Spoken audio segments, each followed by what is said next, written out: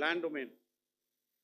Air Marshal A.K. Bharti, to his right, Director General Air Operations, will provide insights on the air domain.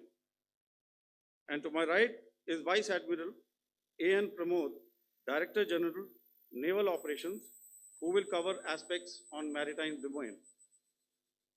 Following their briefings, we will move on to the question answer session. I now request the DGMO to commence the opening brief. Thank you, Sandeep. A very good evening to all of you, ladies and gentlemen. You are all by now familiar with the brutality and the dastardly manner in which 26 innocent lives were prematurely terminated at Pahalgam on the 22nd of April.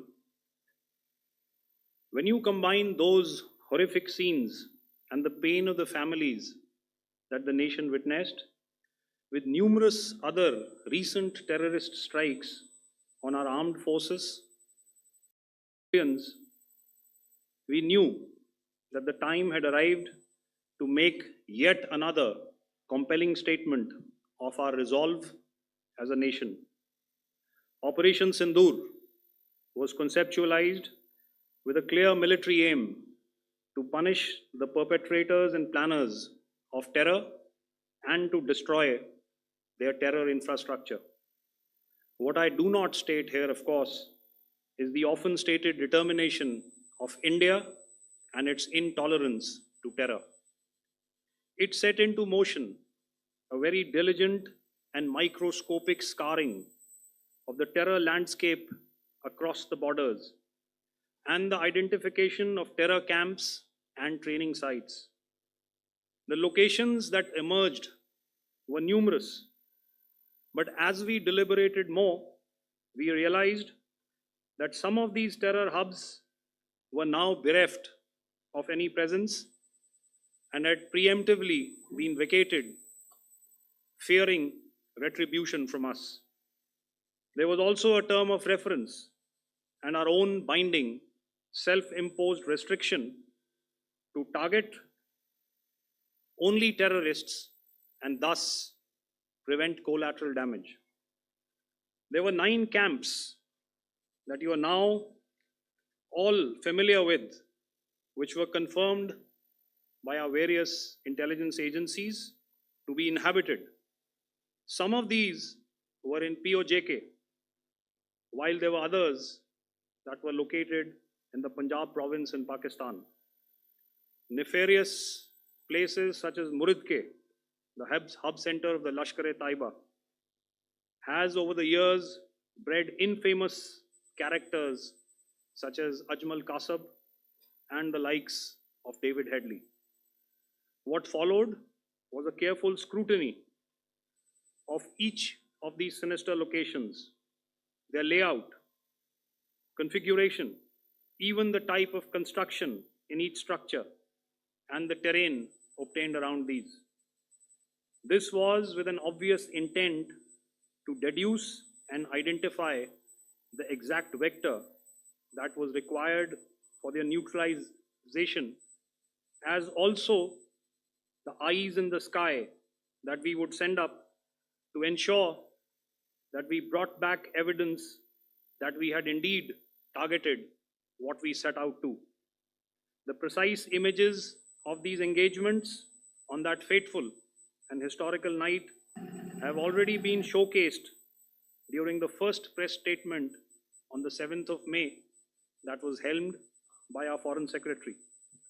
I have no doubt in my mind that we achieved total surprise, and those strikes across those 9 terror hubs left more than 100 terrorists killed, including high-value targets such as Yusuf Azhar, Abdul Malik Rauf, and Mudassir Ahmed that were involved in the hijack of IC-814 and the Pulwama blast.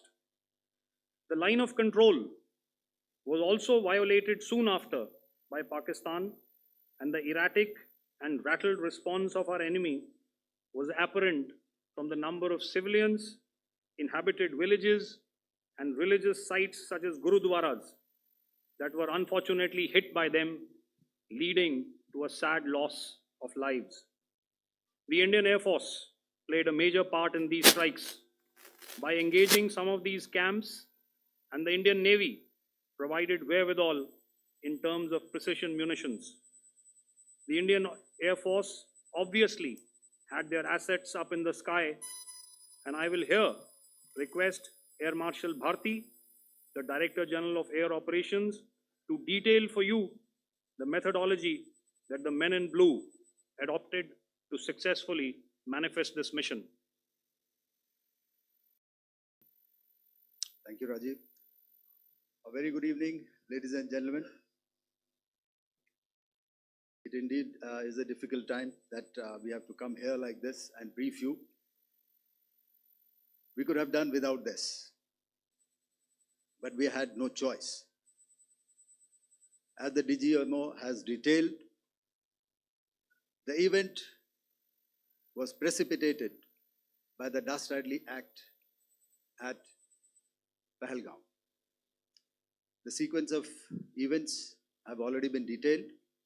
We carefully selected the targets, and out of the 9 selected targets, the target systems that were given to the Indian Air Force were the notorious training camps at Bhavalpur and Muridke, these being further from the international boundary.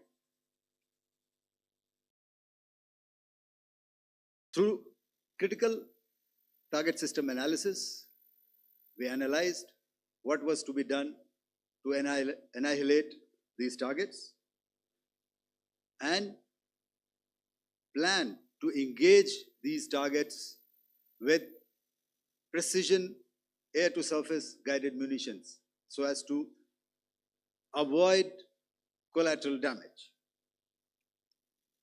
The modalities of planning process I will not go through at this instant. However, what I would like to show you is the results that we achieved through our targeted airstrikes. Could I have the second slide, please?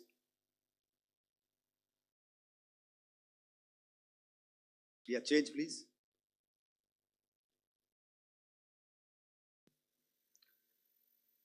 Okay.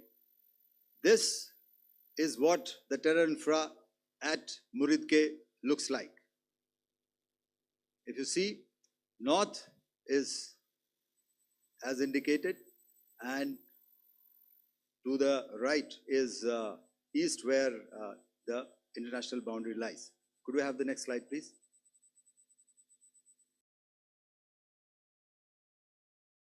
Orientating. Just go back to one slide. Okay. Please have a look at this red building, the series of buildings out here, and this empty ground. Next. If you relate, the empty ground is here, and you see this is the first weapon that is impacting. This is the impact point number 1 on Muridke training camp with our precision guided weapon on early morning 7. Next, please. Keep your eyes glued for the second weapon coming in and the second impact on the selected target point. Next slide, please.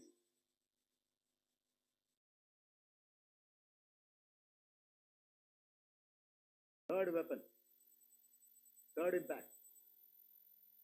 Continue. And fourth weapon, fourth impact. So through these targeted and precision targeting, we addressed the target at Muridke, which was the training infrastructure. Can you hear me? All right. Okay, I'll come closer to the mic. Now we go to the next target, which is the Bhavalpur training camp. Next slide, please. Okay, just wait. So the effect, if you see, the impact point, if I can point out, This is the impact point. The ammunition has gone through the roof and it has created a blast inside, the photographs of which you would have, all of you would have seen. And the red building, after that, there was this double-story building. It has been completely decimated by precision targeting. Next, please. The target system, which was in the north, a series of buildings. I'll show you how it looked. Next. Completely destroyed by our precision targeting. Next. Now coming to Bhavalpur, this is the target complex that we are dealing with, a fairly large target complex. So we had to carefully choose the points that we needed to address, which were high value and which would meet our stated objectives of eliminating the terrorists. I would like to draw your attention to this red canopy, and in relation to that, I would cover the targets. One target system is a series of buildings here, other one here, and other one out here. Next slide, please. This is how it looked before, and this is how the building looked after the impact of the weapon. And orientation in relation to this red canopy, you can see here. Next, please. Before, next, and after. The roofs have completely collapsed. Next. This is the target system. Next. Precision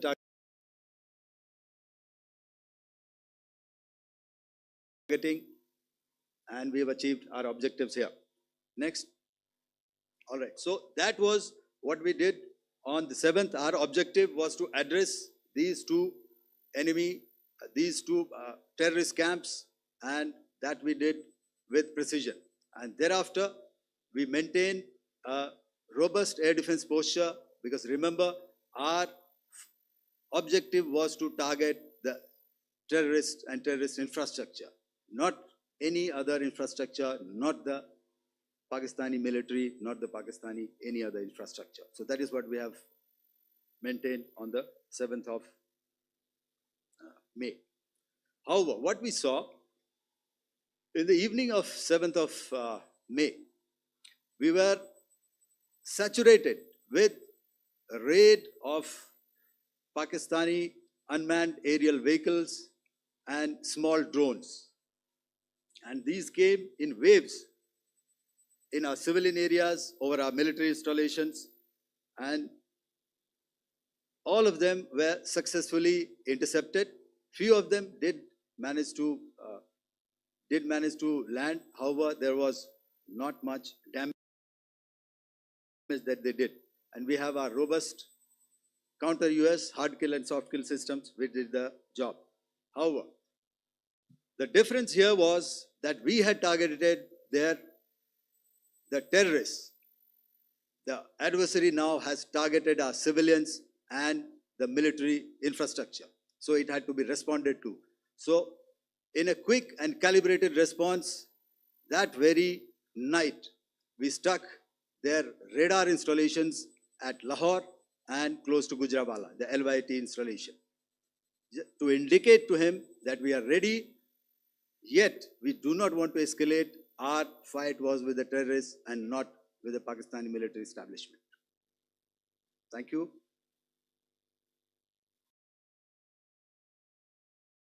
Thank you, Air Marshal Bharti. So, ladies and gentlemen, he's outlined operations not only on the night of 6th and 7th of May, when Operation Sindoor commenced, but also on the subsequent night. Being well aware and familiar with the congenital and impulsive nature of our adversary, and even though we did attempt to reach out and communicate our compulsions to strike at the heart of terror to my counterpart in the immediate wake of Operation Sindoor, the request was brusquely turned down, with an intimation that a severe response was inevitable and in the offing. We were, of course, prepared. Operations on the 7th and the 8th, Air Marshal Bharti spoken about. On the night of 8th and 9th of May, they flew drones and aircrafts into our airspace all across the borders and made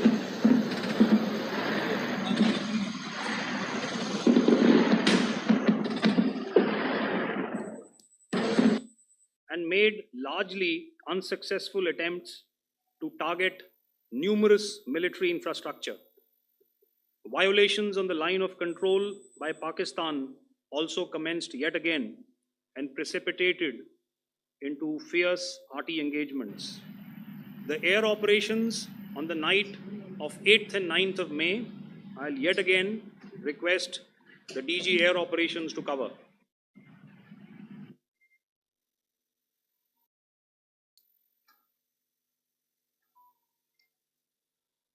I just covered what happened on the night of 7th and 8th.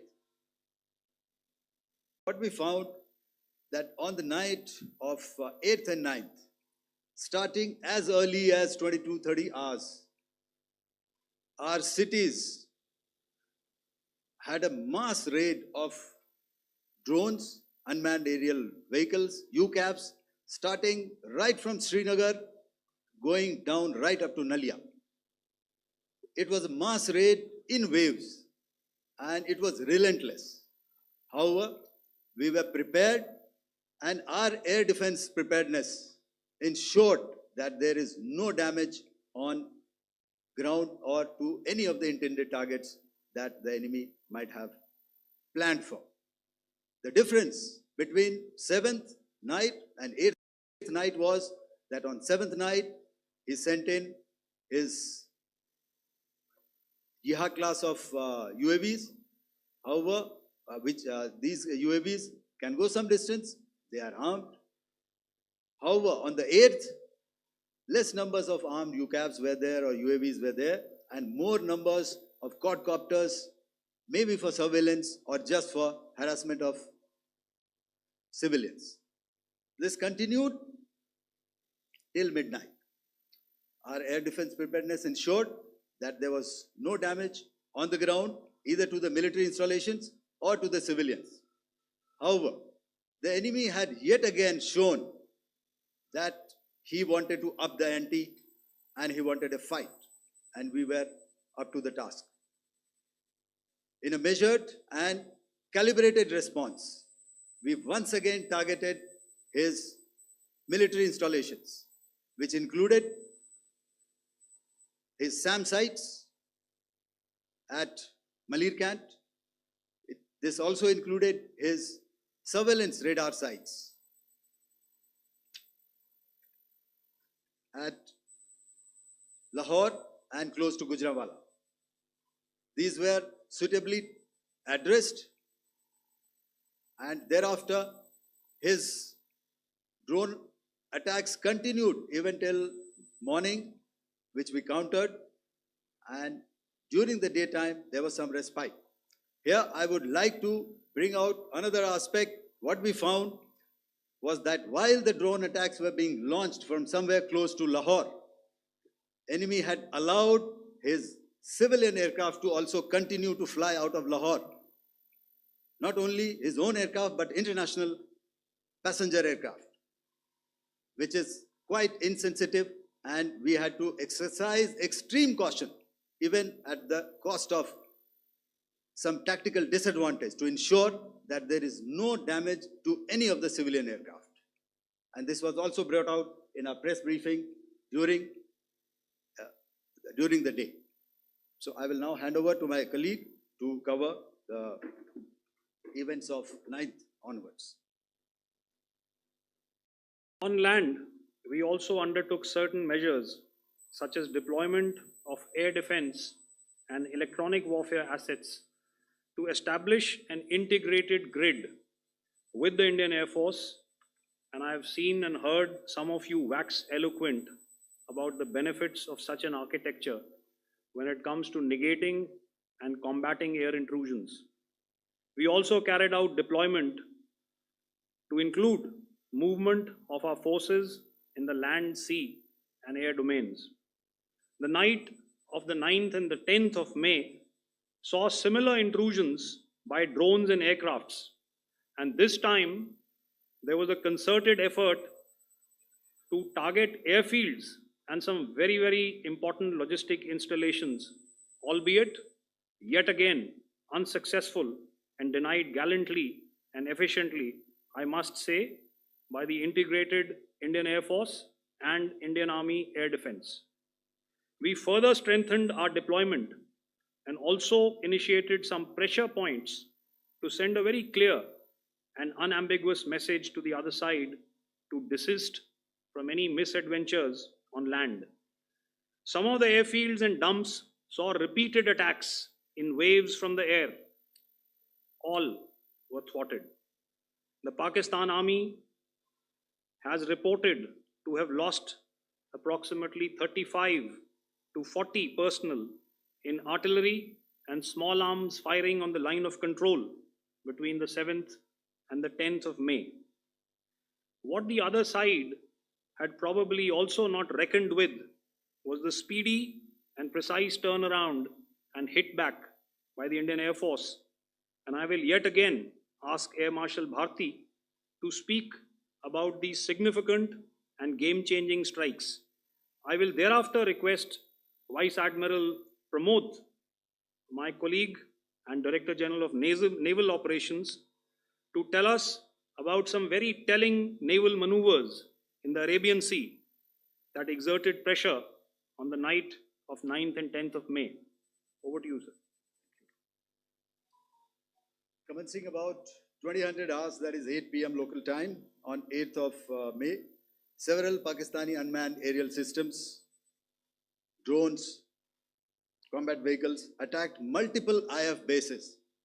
These included Jammu, Udhampur, Pathankot, Amritsar, Bhatinda, Nal, Dalhousie, Thois, Jaisalmer, Uttarlai, Falodi, Nalia.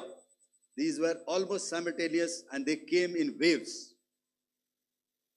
All our AD guns and other systems were waiting for them.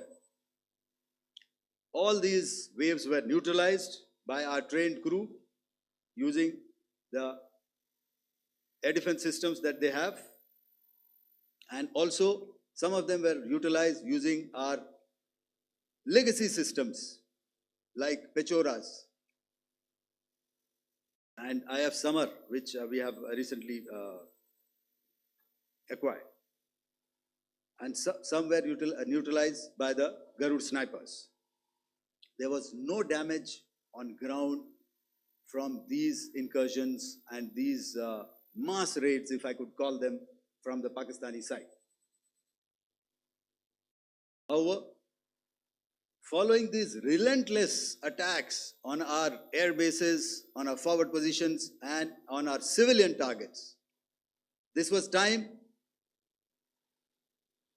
to convey some message to our adversaries. And therefore, a decision was taken to strike where it would hurt. And towards that in a swift, coordinated, calibrated attack, we struck air bases, command centers, military infrastructure, air defense systems across the entire Western Front.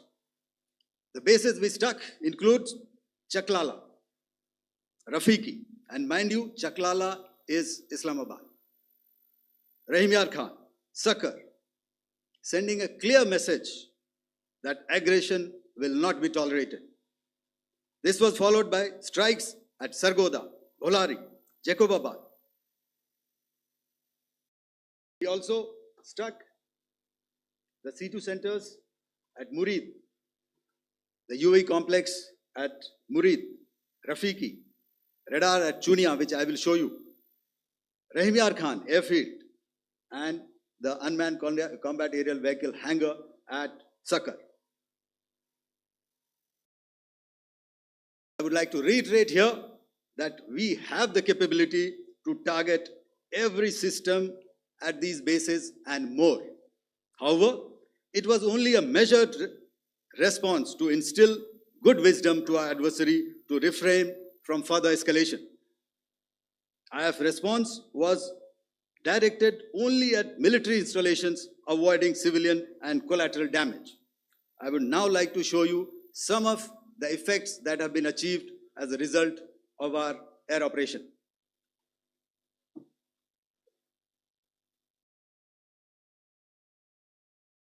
Here is the Pasroor air defense system. If you could see, zoomed up view. This is the radar mounted on a high tower. And after the strike,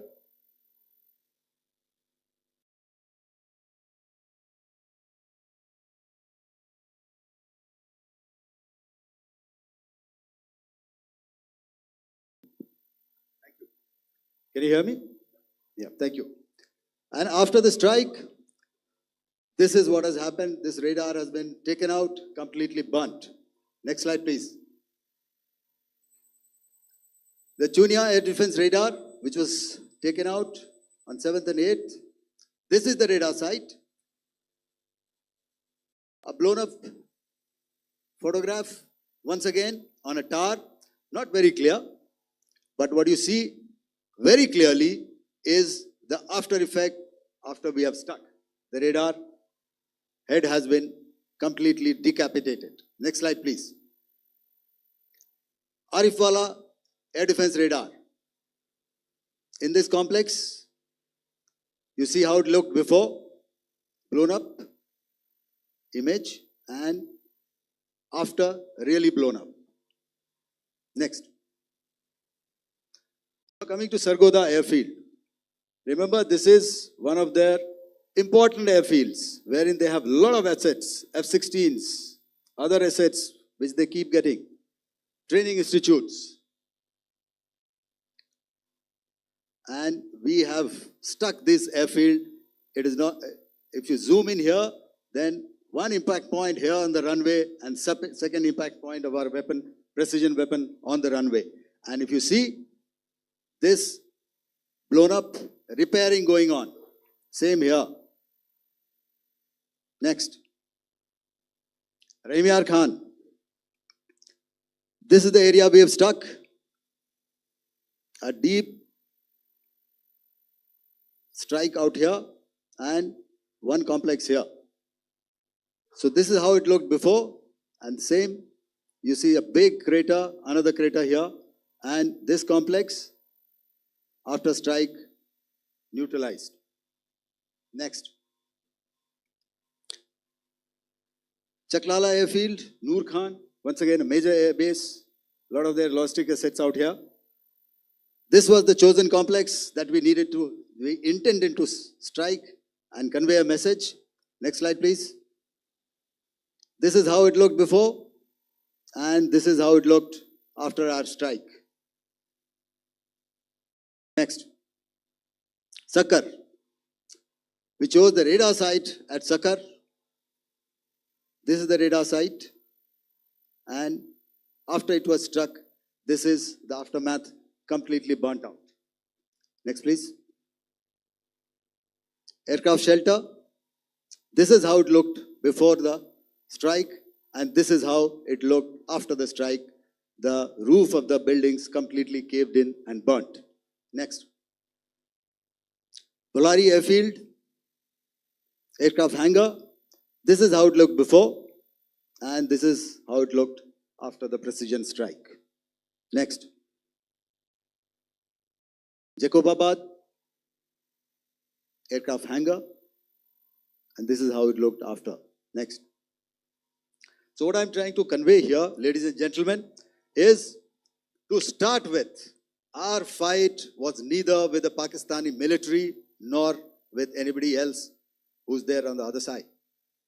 Our fight was with the terrorists. We neutralized the terrorists that we selected to be neutralized, and thereafter we only maintained the air defense posture. However, we were relentlessly pounded by waves after waves, night after night, by his UCAVs, by his drones and by his other unmanned aerial systems. And that left us with no choice but to retaliate, and yet our retaliation was calibrated, it was graduated, and it was proportionate. Thank you.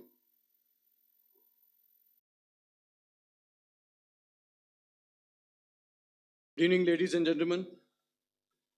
In the aftermath of the cowardly attacks on innocent tourists at Pahalgam in Jammu and Kashmir by Pakistani-sponsored terrorists on 22nd April, the Indian Navy's Carrier Battle Group, surface forces, submarines, and aviation assets were immediately deployed at sea with full combat very close to the coast, which we monitored continuously. The India maintained seamless maritime domain awareness throughout the duration and was entirely aware of the location and movement of Pakistani units. In effect, we had and continue to have good battle space transparency using our maritime domain awareness grid. As you are aware, our response has been measured, proportionate, non-escalatory, and responsible from day one. Accordingly, the calibrated approach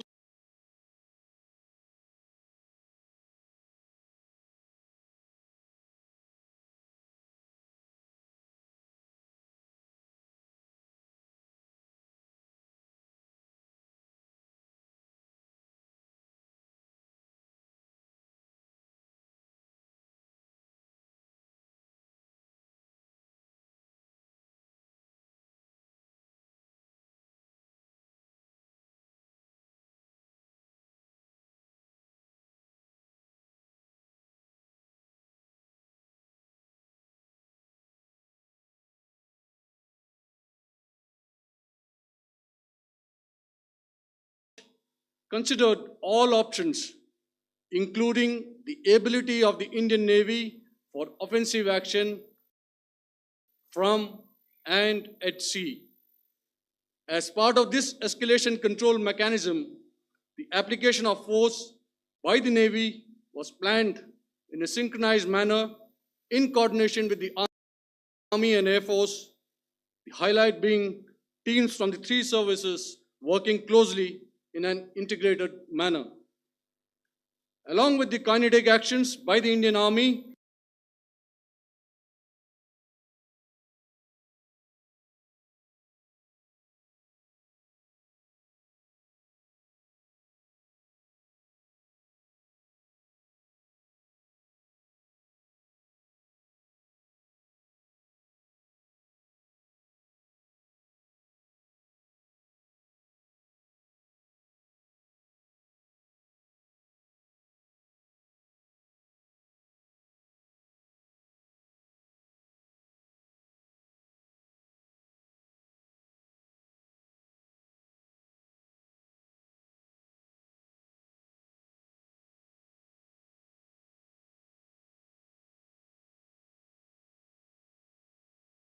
and Indian Air Force, the overwhelming operational edge of Indian Navy at sea contributed towards Pakistan's urgent request for a ceasefire yesterday.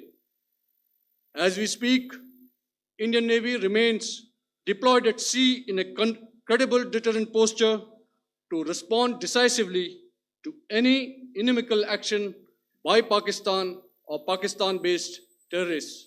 Thank you. Samno Varna, Jai Hind. Now I'll hand over to Director General Military Operations for further proceedings. Ladies and gentlemen, on the 10th of May, in the morning, even as we were getting into a huddle to wargame the events of the previous night, a routine exercise, I received a message on hotline from my counterpart in Pakistan seeking my willingness to communicate. Since our initial aim was to strike at terror camps, and all our actions in the subsequent days were in response to the intrusions and violations by the Pakistan Air Force and its army, it was decided that I would indeed speak with my counterpart. You are already aware I've seen it being covered on national television, that my communication with the Pak DGMO was conducted at 15:35 hours yesterday and resulted in cessation of cross-border firing and air intrusions by either side with effect from 1700 hours 10th of May, after he proposed that we cease hostilities. We also decided to further speak on the 12th of May, that's tomorrow, at 1200 hours, to discuss the modalities that would enable the longevity of this understanding. However, disappointingly, and must I add, expectedly, it took only a couple of hours for the Pakistan Army to violate these arrangements by cross-border and across the line of control firing, followed by drone intrusions across the expanse of the Western Front through last night and in the early hours of the morning today. These violations were responded to robustly and dealt with as they must be. We have earlier today sent another hotline message to my counterpart highlighting these violations of the understanding between the DGMOs on the 10th of May, and our firm and clear intent to respond to these fiercely and punitively, if repeated tonight, subsequently, or later. In this regard, I must inform all of you that the Chief of Army Staff has earlier today conducted a security review and has granted full authority to our Army commanders for counter actions in the kinetic domain in case of any violation by Pakistan. In the end, I pay my solemn homage to my 5 fallen colleagues and brothers from the armed forces and civilians who have tragically lost their lives in Operation Sindoor. Our hearts go out to the bereaved families, and we express our solidarity to them in this lifetime and beyond, at this grave juncture in their lives. Their sacrifices shall always be remembered and spoken of in glowing terms by a grateful nation. We have thus far, ladies and gentlemen, exercised, and my colleague Pramod highlighted this, immense restraint, and our actions have been focused, measured, and non-escalatory. However, any threat to the sovereignty, territorial integrity, and safety of our citizens will be met with decisive force. Jai Hind. Okay, ladies and gentlemen, we are now open for questions. All right, now since I would not know all of you, I would expect you to please raise the placard or your hand, and once I indicate, I expect you to please give out your name and the media group that you belong to. Keep your questions short so that we can take as many questions as possible. Also, ladies and gentlemen, kindly bear in mind that confidential aspects may not be answered by the 3 DGMOs. Right. I've got a lot of hands there. Let me start from the left. Left foot always in front when we start marching. So here we have to the left, okay. Yeah, 238.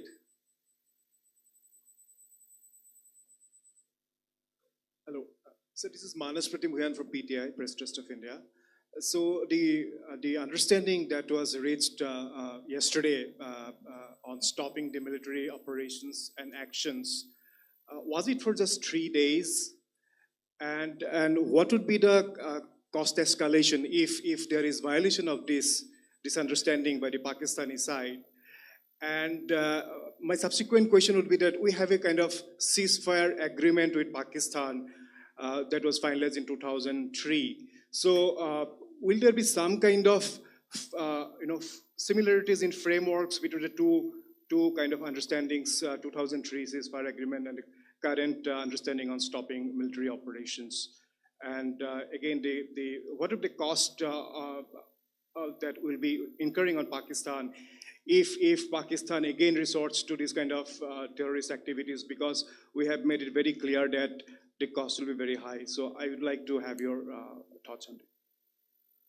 Okay, so I'll answer the latter part of the question first. I also want to add that while the initial ceasefire agreement, as you correctly pointed out, is of the 2003 vintage, but I must remind you that in 2021, in the month of February, and this was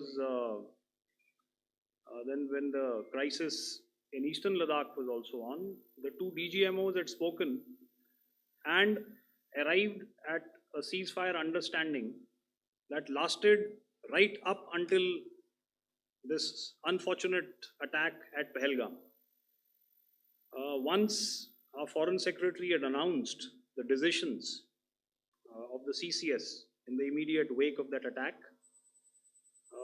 he had announced certain measures, and then of course Pakistan had in turn made its own announcements.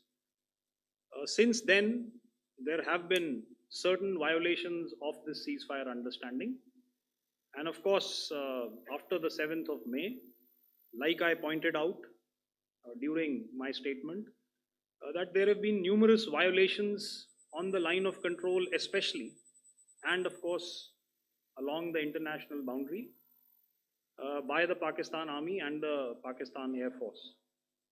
This understanding that we spoke about yesterday, no, it was not for 3 days. It was first to stop aggressive and hostile activities immediately, let that order and direction settle down for about 36 hours, and thereafter discuss modalities, like I said, to ensure its longevity. That is tomorrow on the 12th of May. But unfortunately, we had a violation starting at approximately 1900 hours last night, and we've sent a communique, like I said, to the Pakistan Military Operations Directorate, and we will await what happens tonight. All right. The cost escalation, I'll leave it to your best imagination. I've already said that the response will be fierce and punitive. Now, the right foot forward. Yeah.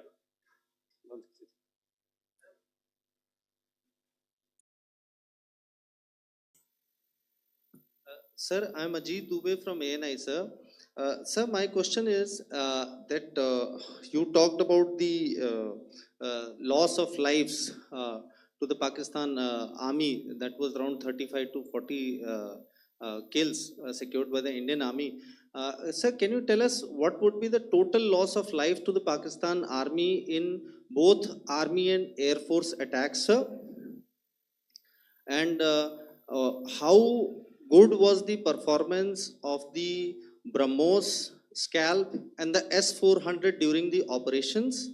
And sir, since we have sir, just one line, no multiple questions, please. Sir. All right. And since sir, we have achieved such a spectacular, we have made good achievements in this entire operation, can we say that we have emerged victorious, or we have a big upper hand over the Pakistanis in this entire conflict? Thank you very much, sir. So I'll answer the question about the loss of lives on the other side. Of course, there are various means to ascertain that number. There is information from various agencies that come in. There are, of course, on the line of control, other ways to find out as to what has been the effect of what you are doing there in ceasefire violations. So therefore, I mentioned 35 to 40 on the line of control, and please remember that once Operation Sindoor was launched, the responses of the Pakistan Army were also on Indian Army or the Indian Armed Forces infrastructure. Let me put it that way. So that's why I did not cover casualties of the Pakistan army, at least in the initial phases of battle, because those were not our targets. Our targets were terror oriented. And of course, later, once they launched air intrusions and air operations on our infrastructure, we've used heavier weapons, and of course, there would have been casualties, but those are still being assessed. The effects of the weapons that you mentioned, I will request Air Marshal Bharti to apprise all of you about those. Good evening, Mr. Ajit. How are you? Ajit, okay, you're meeting after some time. I never mentioned about any of the weapons that we used. Check. Okay. What I was saying, that I never mentioned of any of the weapons, the caliber that we used. All right, so we'll leave it at that. Those are matters of operational details which I would not like to go into. But suffice to say that whatever methods and whatever means we have chosen, it had the desired effects on the enemy targets. How many casualties? How many injuries? Well, to start with, our aim was not to inflict casualties, but in case there have been, it is for them to count. Our job is to hit the target, not to count the body bags. And the last part of your question, I wonder if you read out the tweet on ADGPI at midnight once we'd done what we had to in Operation Sindoor. And that's credit to my friend here on the left. Justice has been served, Ajit. That is all that I will say. Ajit, I'll request you to, refrain putting words into his mouth. All right. Yeah, I'll come back to the left. 147. Sorry, 47. No, 47. Did I see it here or? Yeah. Good evening, gentlemen. Sorry, 147. I saw it there. Sorry. Yeah. Since I've already said 147. Start, please. Hi, sir. Good evening. This is Shivam Patel from Reuters News Agency. Thank you for giving me the opportunity. My question, sir, is how many military targets did Indian Armed Forces strike in Pakistan in response to the attacks from Pakistan? How were these targets selected? And how many troop casualties have been there in total on both sides, if you give details? Thank you. I'm sorry, where are you? I haven't spotted his. He's to the right. Okay. Can you just repeat that for me, please? Sure, sir. So my name is Shivam Patel. I'm from Reuters News Agency. My question is, how many military targets in total did the Indian Armed Forces strike in Pakistan in response to the attack from Pakistan? How were these targets selected? And how many troop casualties have been there on both sides, if you can? So you're speaking of the targets that I mentioned in the wake of the attack at Pahalgam, right?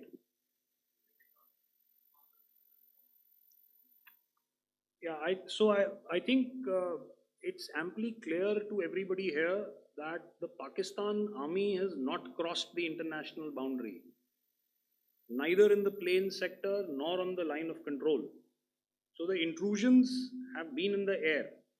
There have been certain attempts on the line of control when ceasefire violations have been on to try and infiltrate and carry out and perpetrate activities that we are all very well familiar with. Whether these are by terrorists or by the Pakistan army or its special forces and commandos is difficult to say, but each of these have been effectively thwarted. So therefore, as far as engagements of military targets on the other side is concerned, I thought Air Marshal Bharti covered those very well and in detail, and he also mentioned as to how they went about targeting those. I think those images were very clear and very, very graphic in telling us as to what we needed to hit. And you'll remember right at the outset, I said that we even went into what was the construction in each of these locations. and therefore decided on the vector that had to be utilized. Please. Okay, if I could add to what the DGMO has said, I have already detailed the targets. Now, whether it is X numbers or Y numbers is that is immaterial. And what damage have we inflicted? You have seen. What are the casualties on the other side? As I said, that is for them to count. As far as we are concerned, from the air defense side, if they had a choice, they would have definitely come in. They are fighters, there are more numbers of UCAVs. It is not that they did not intend to come in. It is only that our robust AD posture prevented them from coming in. So that must be known, and that must be realized by all the audience here. Yeah, I'll come to the left now, 24.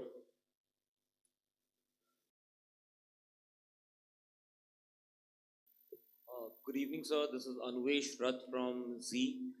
Sir, I wanted to know on the first briefing, which was done by FS and two representatives from Air Force and Army, you showed a list where there was 21 places in that list. You have stuck 9. Are more operations going to be held? Is Operation Sindoor still on? And the second question, thank you, sir. Thank you so much. And also, I want to congratulate all three of you for a fantastic operation that you guys have done. Thank you so much. Thank you so much for that one question. Yeah. Sir, the question. Unfortunately, Rath, is that your name? I'm sorry. As far as operational details are concerned, I am not in a position to share those right now. But I think I'll take a cue from Pramod. He said towards the end that the Indian Navy is still in a posture that is deterrent. And I have already made it very clear towards the end of what I said that it's only a couple of hours ago that the Chief of Army Staff has carried out a security review, and he's authorized our Army commanders to deal with violations of any kind from across the borders in a manner that they deem fit. So again, to reiterate, the response will be fierce and it will be punitive.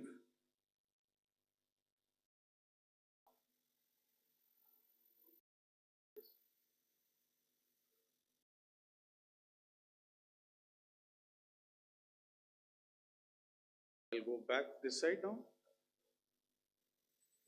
Yeah, 255. She said middle wale kya karenge? So 255.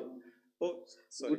Good evening, sir. Yeah, 255. I'm Shailesh from National Defense. Please allow me, first of all, to pay my gratitude for protecting us Indians. Thank you very much. Sir, since the enemy has been talking about taking down our aerial platforms, it would be deemed fit in case we can reveal that we have taken down their fighter jets. What could be the number? Though you said that they may be not good to reveal the platforms, but since this has come from various quarters in Pakistan, so I believe that we need to answer, in case if you can, sir, if you may allow. The question is for me? Yes, sir. Okay, and if I get it right, you want to know how many of their planes we have downed? Yes, sir. Yes, sir. All right. See, as I said, their planes were prevented from coming inside our border. All right. So we do not have the wreckage with us, but definitely we have downed a few planes. Numbers, we would not like to hazard a guess out here. Okay. I have the numbers, okay, and we are getting into the technical details of it to establish it. So I would not like to put a figure at this time, but definitely there are losses from their side which we have inflicted. Were they, Please don't ask. were they fourth generation plus, sir? No, See, sir, you're putting words into my mouth. Why do you say fourth generation? Let us make it high tech. Thank you so much, sir. all right. Thank you. Yeah, 163.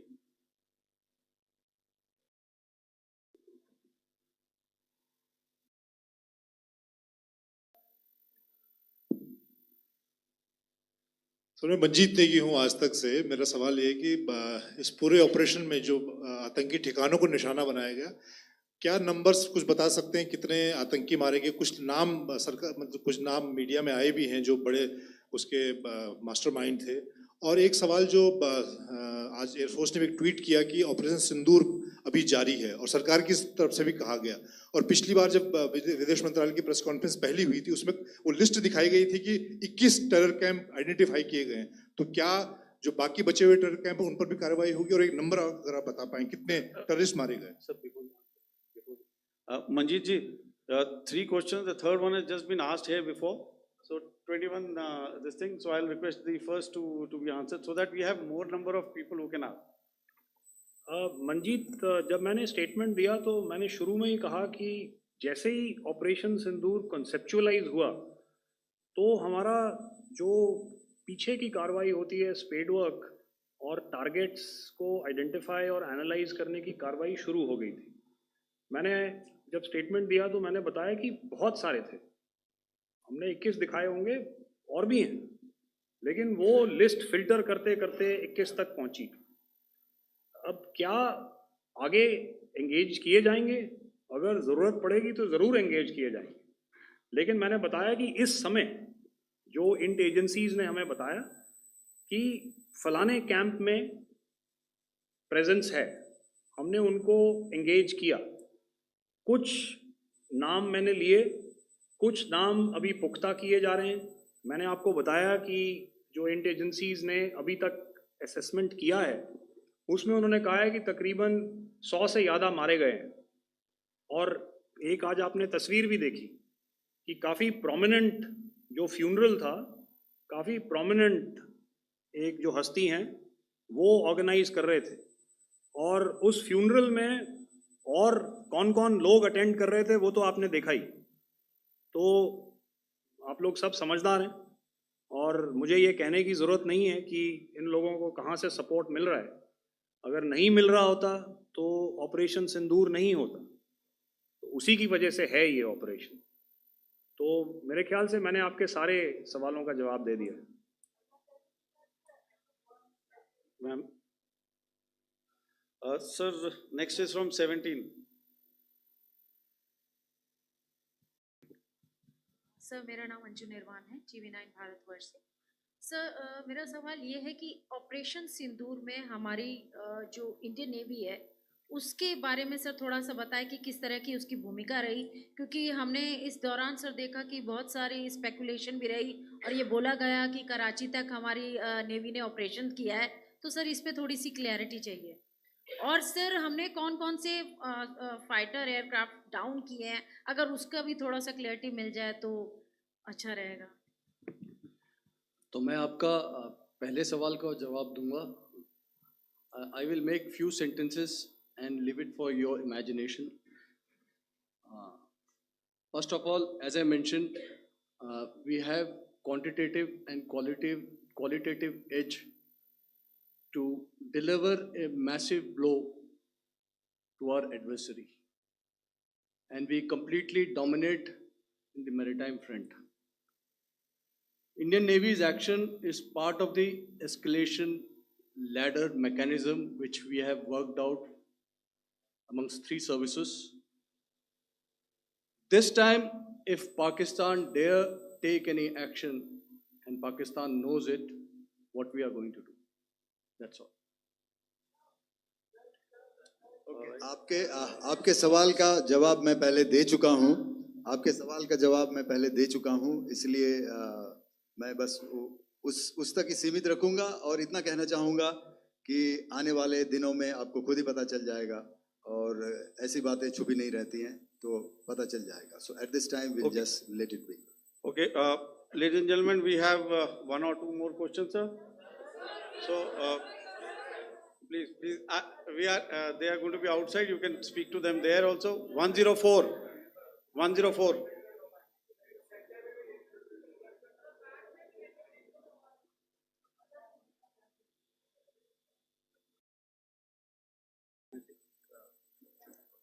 Yeah, ask.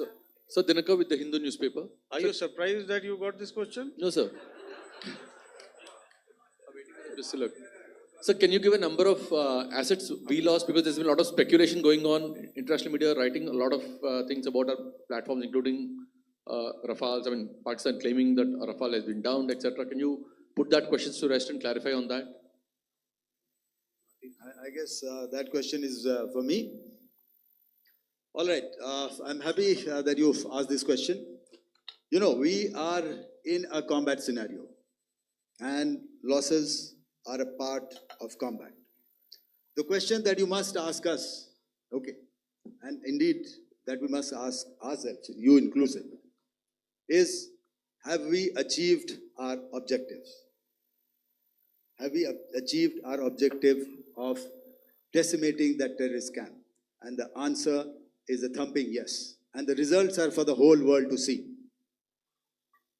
As for the details, what could have been, how many numbers, which platform did we lose? You know, at this time, I would not like to comment on that because we are still in a combat situation. And if I comment on anything, it will only be adversary. So we don't want to give him any advantage at this stage. All I can say is that we have achieved our objectives that we selected, and all our pilots are back home. Thank you. Okay, hold, please don't, please be civil here. So we'll have 220 now. Hello sir, this is Anita Chaudhary sir from Swadesh newspaper. मेरा सवाल है, क्योंकि ये हमारे जो पहले जो action रहा वो आतंकवाद के खिलाफ रहा, तो आतंकवाद में अजहर मसूद की तरफ से एक बयान जारी किया गया था जिसमें उन्होंने कहा कि हम इसका बदला लेंगे और जाज रुलाएंगे। तो क्या अगला, अगर खुदा न खास्ता अगला टेरर अटैक किसी भी तरह का होता है, तो क्या उसे एक्ट ऑफ वॉर में हमारी तरफ से लिया जाएगा और उसका क्या माकूल जवाब दिया जा सकता है? मेरा इसमें सिर्फ एक ही जवाब है आपके लिए कि हमने अपनी कार्रवाई करी। हमने उसके बाद मैंने अपने स्टेटमेंट में भी बताया कि ये कम्युनिकेट करने की कोशिश करी कि हमने इस तरीके से ये जो स्ट्राइक्स हैं वो क्यों की। लेकिन जो हमारा एडवर्सरी है उसने जैसे मुनासिब समझा वो कार्रवाई करी। तो आपने देखा कि ये जो एक्टिविटीज़ चल रही हैं 3-4 दिन से, ये कोई वॉर से कम नहीं है। नॉर्मल सर्कमस्टांसेस में एक दूसरे देश की एयर फोर्सेस हवा में नहीं उड़ती हैं और एक दूसरे के ऊपर स्ट्राइक्स नहीं करती हैं। हर रात इंट्रूजन्स नहीं होते हैं। लाइन ऑफ कंट्रोल पर सीज फायर वायोलेशंस, आपके एक साथी ने सवाल पूछा था शुरू में, एक सीज फायर अंडरस्टैंडिंग था, वो भी जा चुका है। उस सीज फायर अंडरस्टैंडिंग के जाते जो फायरिंग हो रही है लाइन ऑफ कंट्रोल में, उसमें घुसपैठ की कोशिश हो रही है। आमतौर पर ये घुसपैठ लाइन ऑफ कंट्रोल में टेररिस्ट करते हैं, लेकिन हमें इंफॉर्मेशन है कि हो सकता है ये पाकिस्तान आर्मी की टोलियां भी हों जो हमारे पोस्ट के ऊपर खामी पहुंचाने की कोशिश कर रही हैं। तो ये सारी एक्टिविटीज़ तो वॉर में शामिल हैं। तो ये कहना मुश्किल है कि आगे क्या होगा, वो स्पेक्यूलेटिव जोन में आ जाता है और मैं स्पेक्यूलेट नहीं करना चाहता। हर एक सिचुएशन अलग होती है और उससे एक तरीके से डील किया जाता है। सर मैं एक सवाल इसका मैं जवाब देना चाहता हूँ, 1 मिनट। जो मिलिट्री होता है, our main job is to prevent war and maintain peace and stability. So it is not that our response is a graded response. That means अगर किसी ने किया तो उसको graded उसमें किया, जैसे terrorist action हुआ तो what we did is a terrorist action and then we destroyed all the terrorist camps. उसके बाद आपने देखा कि उनने थोड़ा सा कोशिश किया तो हमारे एयरफोर्स और आर्मी ने क्या किया, तो मिलिट्री टारगेट्स हैं उनके ऊपर थोड़ा। So our aim is to maintain peace and tell our adversary that you do this and the response will be bloody. Okay, now as per the, please, we'll have 166 and 25 and after that no more please. Sir, this side. Ladies Excuse and me, sir. gentlemen, please Sir. maintain, Sir, I'll this side, request you to sir. please be quiet. Jal Ghai? No. This side, sir. We have only two Sir, questions left, 166. Yeah, please start. So I'm Rahul Singh from Hindustan Times, sir. So you were totally on top of the game in the kind of losses you've inflicted on the enemy. I mean, we saw the slides and everything. So it kind of comes across that you were batting it 99 and you decided to declare your innings. What are your thoughts on that, sir?